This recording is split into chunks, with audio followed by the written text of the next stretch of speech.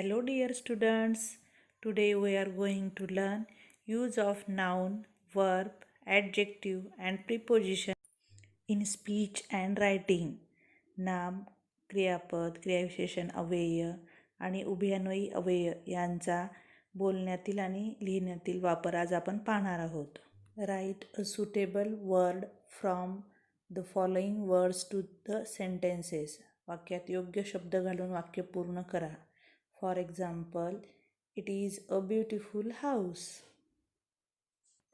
याचप्रमाणे खालील वाक्यात योग्य शब्द घालून वाक्य पूर्ण करा व लिहा.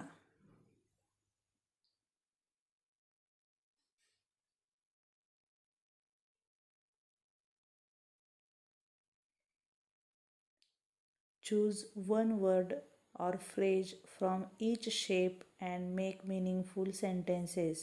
Write in your notebook. खालीलपैकी एक शब्द किंवा शब्दगट निवडा व अर्थपूर्ण वाक्य बनवा. For example, a cat jumped in the box. सरावासाठी प्रश्न. Make many short phrases bye joining describing words and related words.